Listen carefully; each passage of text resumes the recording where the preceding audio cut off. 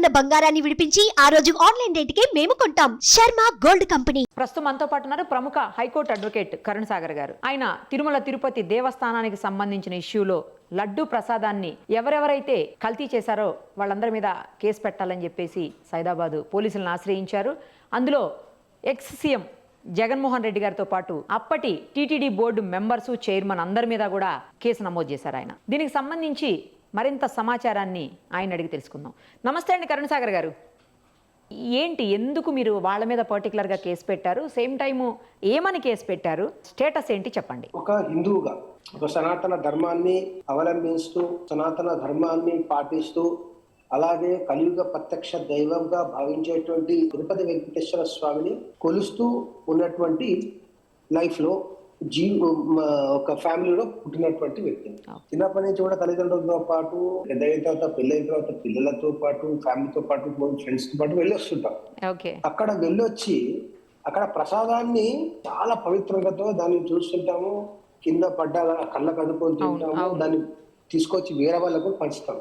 అంతటి కనెక్షన్ ఉంటుంది మన మనోభావాలు దాన్ని అంత పవిత్రంగా చూస్తుంది. అటువంటి పవిత్రత కలిగినటువంటి ప్రసాదాన్ని, అంత పవిత్రత కలిగినటువంటి వెంకటేశ్వర స్వామి యొక్క ప్రతిష్టను, శాంక్టిటీని, పవిత్రతను దెబ్బతీసే విధంగా ఉన్నటువంటి విషయాలు తెలుసుకున్న తర్వాత ఒక హిందువుగా నా ధార్మిక భావాలు డెఫినెట్ గా హట్ అవుతాయి. దాంట్లో క్వశ్చనే లేదు, సెకండ్ థాటే లేదు. ఇప్పుడు ప్రపంచం వ్యాప్తంగా కేవలం హిందువులు మాత్రమే వెంకటేశ్వర స్వామిని మొక్కుతారు, పూజిస్తారు, కొలుస్తారని కాదు కదా.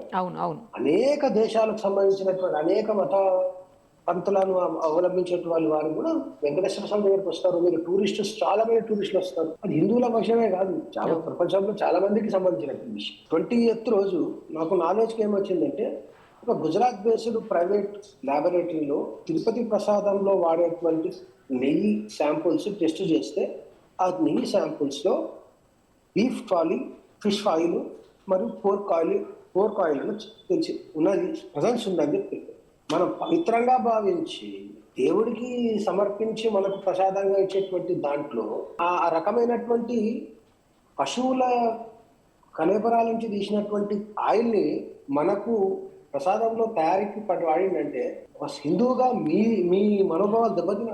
ఇదే విషయము వేరే మతస్థుల దగ్గర జరిగి ఉంటే నేనైతే కంప్లైంట్ ఇచ్చాను. వేరే మతస్థులకు సంబంధించిన దేవుళ్ళకు కానీ, వాళ్ళ పూజలకు కానీ, వాళ్ళ పద్ధతులకు కానీ జరిగి ఉంటే ఈ రోజు అల్లకల్లోలం అయిపోయింది దేశం అంతా. లా అండ్ ఆర్డర్ ప్రాబ్లం వచ్చేది.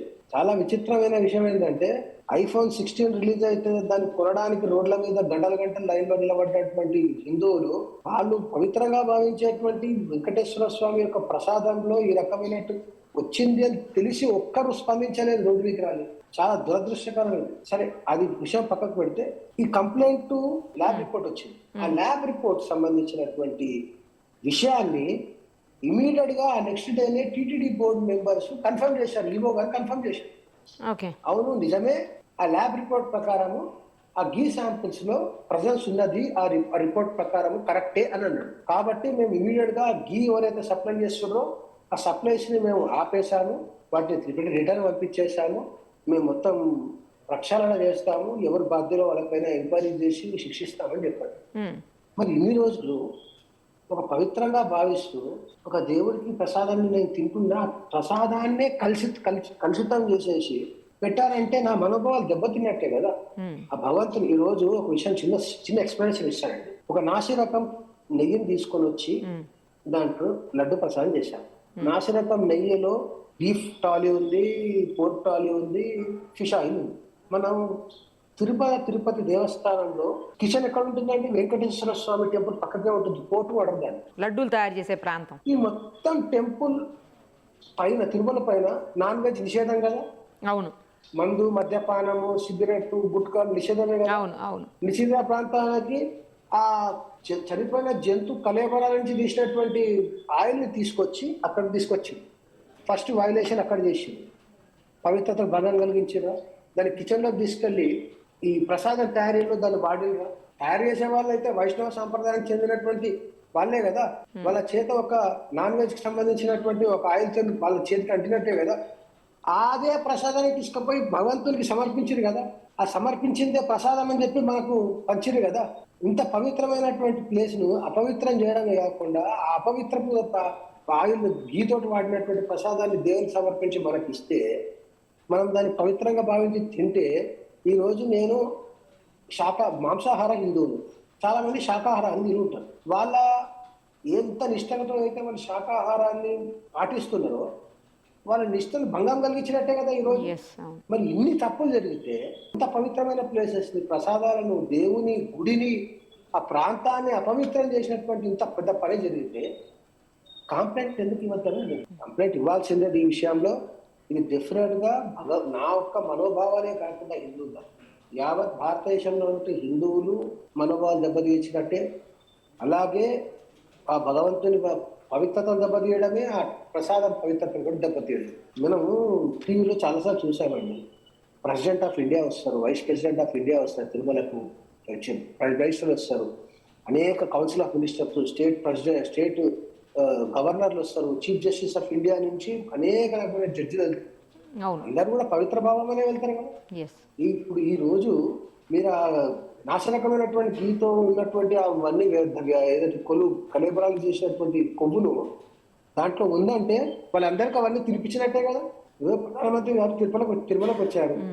తిరుమలకి ఆయనకు వచ్చినప్పుడు ఆయనకు శాల్వాతో సత్కరించి దేవుని ప్రసాదంగా లడ్డూనే ఇచ్చారు కదా. దాంట్లో కూడా ప్రజెంట్ ఉన్నట్టే కదా, ఇదంతా జరిగినట్టే కదా. ఈ ల్యాబ్ ప్రకారం టీటీడీ బోర్డు చైర్మన్ కన్ఫర్మ్ చేస్తే ఇప్పుడు ఎవరిని నమ్ముతామండి? ఎవరో బయట వాళ్ళు వచ్చి చెప్తే నమ్మలేం కదా.